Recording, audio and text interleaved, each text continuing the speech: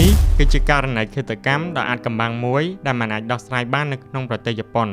ដែលក្រុមគ្រួសាររបស់លោក Mikio Miyazawa អាយុ 44 ឆ្នាំគឺត្រូវបានគេសម្លាប់មួយគ្រួសារតែម្ដងដែលមានសមាជិកចំនួន 4 នាក់ហើយមនុស្ស 4 នាក់ដែលបានស្លាប់ហ្នឹងគឺមានដូចជាអ្នកស្រី Yasuko អាយុ 41 ឆ្នាំជាប្រពន្ធរបស់គាត់ Nina អាយុ 8 ឆ្នាំជាកូនស្រីរបស់គាត់ Rei អាយុ 6 ឆ្នាំជាកូនប្រុសពៅរបស់គាត់ហើយអ្នកទី 4 ដែលបានស្លាប់នោះគឺជាលោក Mikio ខ្លួនរបស់គាត់ផ្ទាល់តែម្ដងសាកសពរបស់អ្នកទាំង 4 គឺត្រូវបានរកឃើញសាកសពនៅក្នុងអំឡុងវេលាម៉ោង 10:40 នាទីព្រឹកនៅក្នុងថ្ងៃទី 31 ខែធ្នូឆ្នាំ 2000 នៅក្នុងផ្ទះរបស់លោក Mikio តតែម្ដងនៅក្នុងសង្កាត់ Kamasha Shigeaki ភាគខាងលិចនៃទីក្រុងតូក្យូប្រទេសជប៉ុនបើយោងទៅតាមការស៊ើបអង្កេតគឺគេបានសន្និដ្ឋានថាក្រុមគ្រួសាររបស់គាត់អាចត្រូវបានឃាតករសម្លាប់នៅក្នុងចន្លោះពីថ្ងៃទី 30 ឈានចូលទៅថ្ងៃទី 31 ហើយបើយោងទៅតាមការស៊ើបអង្កេតរបស់ប៉ូលីសគឺគេបានសន្និដ្ឋានថាឃាតករគឺបានលួចចូលទៅក្នុងផ្ទះរបស់ជនរងគ្រោះតាមរយៈការឡើងទៅកាន់ជាន់ទី 2 ដែលជាបន្ទូតរបស់រ៉េជាកូនប្រុសពៅនៅផ្នែកខាងក្រៅផ្ទះដែលមានទីតាំងនៅជិតសួនសាស៊ីហ្គាយ៉ាដូច្នេះនៅក្នុងអំឡុងពេលដែលឃាតករបានឡើងទៅដល់ជាន់ទី 2 ហើយនោះឃាតករក៏បានកាត់កញ្ចក់បង្អួចបន្ទប់ទឹកហើយលួចចូលទៅក្នុងផ្ទះបានសម្រេចហើយនៅពេលដែលឃាតករបានចូលទៅដល់ក្នុងផ្ទះឃាតករក៏បានធ្វើការសម្លាប់ទៅលើរ៉េដែលជាកូនប្រុសពៅមុនគេផ្ទាល់តែម្ដងដោយការសម្លាប់ហ្នឹងគឺឃាតករបានប្រើប្រាស់ដៃរបស់គេធ្វើការសម្លាប់ទៅលើរ៉េដោយការច្បាច់កនៅក្នុងអំឡុងពេលដែលគេកំពុងតែគេងលង់លក់រហូតដល់បានស្លាប់បាត់បង់ជីវិតយ៉ាងគួរសង្វេគជាទីបំផុតហើយនៅក្នុងអំឡុងពេលដែលបានធ្វើសកម្មភាពនៅក្នុងការសម្លាប់ហ្នឹងក៏បានបង្កឲ្យមានសម្លេងយ៉ាងខ្លាំងផងដែរដូច្នេះដោយសារតែសម្លេងនោះគឺបានធ្វើឲ្យលោក Mikio ក៏មានការបារម្ភយ៉ាងខ្លាំងចំពោះកូនប្រុសពៅរបស់គាត់ហើយនេះគាត់ក៏បានបញ្ញាទៅមើលកូនប្រុសរបស់គាត់ក៏តែអ្វីដែលជាអកុសលគាត់គឺមិនទាន់បានឡើងទៅដល់បន្ទប់កូនប្រុសពៅរបស់គាត់ផងគាត់ក៏ត្រូវបានឃាតករពួនចាក់សម្លាប់គាត់ចំក្បាលយ៉ាងជ្រៅរហូតដល់គាត់បានស្លាប់បាត់បង់ជីវិតភ្លាមតែម្ដងហើយនេះនៅពេលដែលឃាតករបានធ្វើការសម្លាប់ទៅលើលោក Mikio រួចរាល់ឃាតករក៏បានចាប់ផ្ដើមធ្វើការស្វែងរកអ្នកស្រី Yasuko និង Nina បន្តទៀតរហូតដល់ការសម្លាប់ពួកគេបានសម្រេចយ៉ាងសាហាវឃោរឃៅខ្លាំងមែនទែនដោយការយកកំបិតចាក់ទៅលើជនរងគ្រោះយ៉ាងសោះពេញខ្លួនតែម្ដងសិតសឹងតែជាស្នាមកំបិតហើយបើគិតទៅចំពោះឃាតករម្នាក់នេះគឺពិតជាចម្លែកជាខ្លាំងពីព្រោះដោយសារតែជាធម្មតានៅរាល់ពេលដែលឃាតករចូលទៅសម្លាប់មនុស្សនៅក្នុងផ្ទះរបស់ជនរងគ្រោះរួចរាល់គឺប្រកាសជាឃាតករមានការភ័យខ្លាចរត់ចេញពីផ្ទះរបស់ជនរងគ្រោះជាក់ជាមិនខានបន្ទាប់ពីបានធ្វើការសម្លាប់រួចរាល់ក៏តែចំពោះឃាតករម្នាក់នេះវិញហាក់បីដូចជាមិនមានការភ័យខ្លាចសូម្បីតែបន្តិចតតែសោះពីព្រោះបើយោងទៅតាមរបាយការណ៍ស៊ើបអង្កេតនិងភស្តុតាងគឺគេបានបង្ហាញឲ្យឃើញថាបន្ទាប់ពីឃាតករបានធ្វើការសម្លាប់រួចរាល់គឺឃាតករបានចំណាយពេលយ៉ាងយូរខ្លាំងមែនទែននៅក្នុងផ្ទះរបស់ជនរងគ្រោះរហូតដល់រយៈពេល10ម៉ោងឯណោះបន្ទាប់ពីបានធ្វើការសម្លាប់ទៅលើជនរងគ្រោះរួចរាល់ហើយនៅក្នុងរយៈពេល10ម៉ោងដែលឃាតករនៅក្នុងផ្ទះហ្នឹងគឺគាត់បានធ្វើហាក់បីដូចជាអត់មានរឿងអីកើតឡើងចឹងដែលគាត់បានប្រើប្រាស់កុំព្យូទ័ររបស់ក្រុមគ្រួសារជនរងគ្រោះចូលមើលគេហទំព័រនិងបានព្យាយាមកក់សម្បត្តិរោងកុនថែមទៀតផងនៅក្នុងចន្លោះវេលាម៉ោង 1:18 នាទីព្រឹកដល់ម៉ោង 1:23 នាទីព្រឹក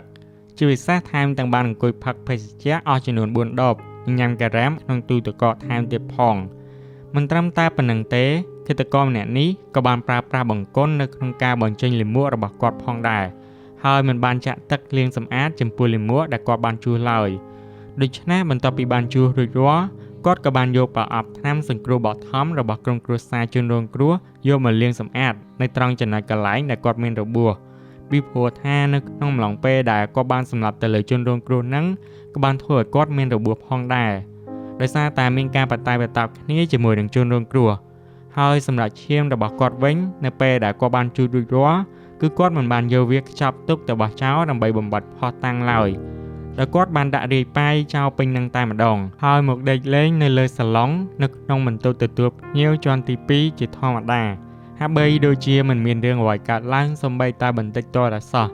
អាចនិយាយបានថាគឺគាត់បានបន្សល់ទុកនៅផុសតាំងជាច្រើនទៀតទៅកាន់ប៉ូលីសហាក់បីដូចជាបានដឹងថាប៉ូលីសមិនអាចចាប់ខ្លួនរបស់គាត់បានចឹង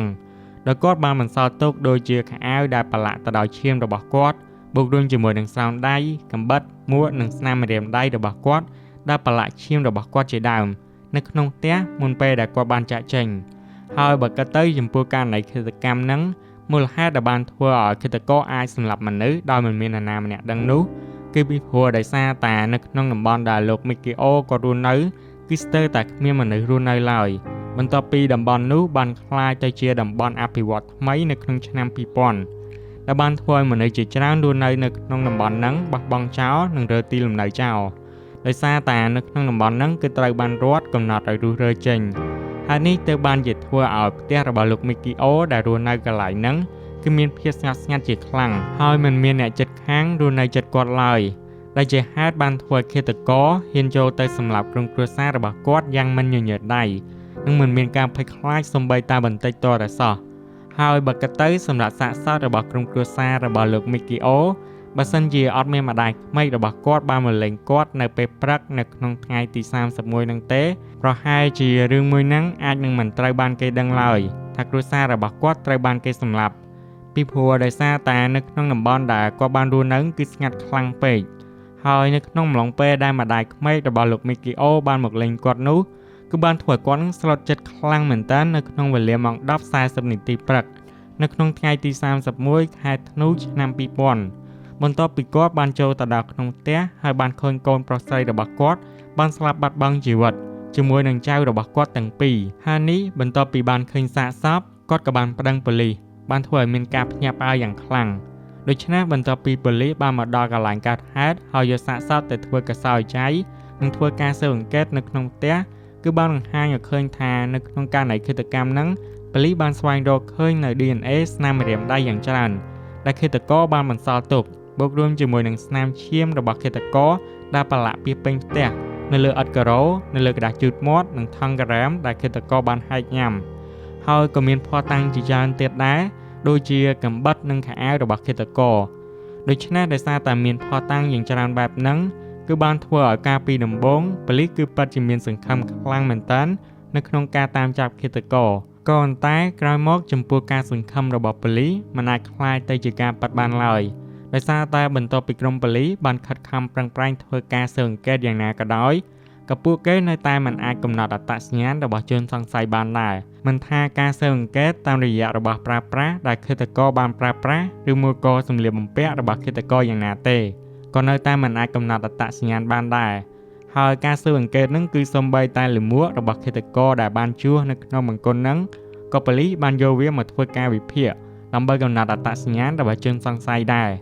ក៏ប៉ុន្តែនៅតែមិនអាចស្វែងរកមុខរបស់ឃាតករឃើញតែក្រោយមកបន្ទាប់ពីការធ្វើតេស្ត DNA និងការពិនិត្យមើលស្នាមម្រាមដៃរបស់ឃាតករខាងប៉ូលីសក៏ពួកគេគឺនៅតែមិនអាចស្វែងរកឃើញនៅទិន្នន័យរបស់ឃាតករថាឃាតករគឺជានរណាដដែលដោយខាងប៉ូលីសគ្រាន់តែអាចប៉ាន់ស្មានតាមរយៈការពិនិត្យ DNA តែប៉ុណ្ណោះដែលគេបានសន្និដ្ឋានថាឃាតករប្រហែលអាចជាមានកម្ពស់ 1 ម៉ែត្រជិតមានរាងស្គងស្ដើងមានអាយុចន្លោះពី15ឆ្នាំទៅ24ឆ្នាំហើយឈាមរបស់ឃាតករគឺជាឈាមប្រភេទ A និងថែមទាំងជាកូនកាត់អឺរ៉ុបថែមទៀតផងដោយម្ដាយរបស់គាត់គឺមានដើមកំណើតមកពីអឺរ៉ុបចំណែកឪពុករបស់គាត់វិញគឺមានដើមកំណើតមកពីអាស៊ីបូព៌ាហើយចំពោះករណីមួយហ្នឹងបើគិតទៅសរុបចំនួនប៉ូលីសដែលពាក់ព័ន្ធនឹងបានចូលរួមនៅក្នុងការស៊ើបអង្កេតគឺមានចំនួនរហូតដល់ 280,000 នាក់ឯណោះដែលករណីមួយហ្នឹងគឺបានធ្វើឲ្យវាคล้ายទៅជាការស៊ើបអង្កេតដ៏ធំបំផុតមួយនៅក្នុងប្រវត្តិសាស្ត្រប្រទេសជប៉ុនហើយបើទោះបីជាមានការស៊ើបអង្កេតយ៉ាងខ្លាំងយ៉ាងណាក៏ដោយចំពោះករណីមួយហ្នឹងមកដល់សប្តាហ៍ថ្ងៃនេះគឺគេនៅតែមិនអាចកំណត់អត្តសញ្ញាណរបស់ឃាតករថាឃាតករគឺជានរណាដដែលបើទោះបីជារឿងក្តីហ្នឹងគឺមានភស្តុតាងយ៉ាងច្រើនយ៉ាងណាក៏ដោយហើយនេះបានធ្វើឲ្យរឿងក្តីមួយហ្នឹងគឺមានមនុស្សជាច្រើនមានចង្អល់ខ្លាំងមែនតើថាមូលហេតុអ្វីបានជាប៉ូលីសមិនអាចចាប់ឃាតករបានបែបនេះទាំងដែលមានភស្តុតាងជាច្រើនដែលអាចកំណត់អត្តសញ្ញាណរបស់ជនសង្ស័យបានហើយនេះដោយសារតែបែបហ្នឹងគឺបានធ្វើឲ្យមានមនុស្សមួយចំនួនជឿថានៅក្នុងករណីឃាតកម្មហ្នឹងគឺអាចនឹងមានអ្នកមានអំណាចជួយលាក់បាំងឃាតករទៅបានជាធ្វើឲ្យប៉ូលីសមិនអាចចាប់ឃាតករបានប៉ុន្តែនេះវាគឺគ្រាន់តែជាយោបល់របស់មនុស្សមួយចំនួនតែប៉ុណ្ណោះហើយសម្រាប់អ្នកខ្លះវិញគឺពួកគេបានយល់ឃើញថាឃាតករគឺបានចូលទៅសម្លាប់ក្រុមគ្រួសាររបស់លោក Mikio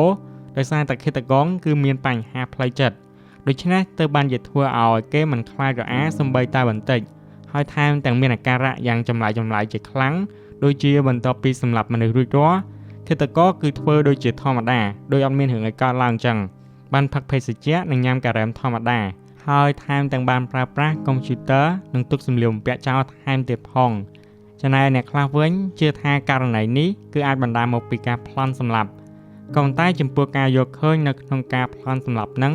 គឺវាមិនអាចទៅរួចឡើយដោយសារតែរបស់មានតម្លៃជាច្រើននៅក្នុងផ្ទះរបស់ក្រុមគ្រួសារលោក Mikio មិនត្រូវបានបាត់បង់ឡើយអូខេចឹងសម្រាប់រឿងក្តីហ្នឹងជាចុងក្រោយតែអ្នកទាំងអស់គ្នាគិតយ៉ាងណាដែរបើសិនជាអ្នកទាំងអស់គ្នាមានមតិឬមួយក៏អ្នកទាំងអស់គ្នាមានយោបល់ផ្សេងៗតាក់ទងជាមួយនឹងរឿងក្តីហ្នឹងអ្នកទាំងអស់គ្នាអាចបញ្ចេញមតិទាំងអស់គ្នាបាននៅខាងក្រោមវីដេអូចឹងឲ្យសង្ឃឹមតែអ្នកទាំងអស់គ្នានឹងចូលរួមបញ្ចេញមតិទាំងអស់គ្នាហើយមួយទៀតតាក់ទងជាមួយនឹងឈ្មោះហើយនឹងទីតាំងបើសិនជាខ្ញុំនិយាយអត់ត្រូវខ្ញុំសង្ឃឹមតែអ្នកទាំងអស់គ្នានឹងអភ័យទោសផងពីព្រោះដោយសារតែពេលខ្លះគឺឈ្មោះគឺបបាក់អានខ្លាំងមែនតើចឹងយើងអានអត់ត្រូវទេហើយជាពិសេសគឺឈ្មោះជប៉ុនទៀតចឹងបើសិនជាខ្ញុំមានកំហុសខុសឆ្គងឡើយណាខ្ញុំសង្ឃឹមតែអ្នកទាំងអស់គ្នានឹងអត់ហើយនឹងអភ័យទោសផងអរគុណអ្នកទាំងអស់គ្នាសង្ឃឹមតែអ្នកទាំងអស់គ្នានឹងចូលចិត្តនៅវីដេអូហ្នឹងកុំភ្លេច like share subscribe and ដាស់ញ៉ាំកណ្ដឹងទាំងអស់គ្នាបាយបាយអ្នកទាំងអស់គ្នាយើងជួបគ្នានៅវីដេអូក្រោយទៀត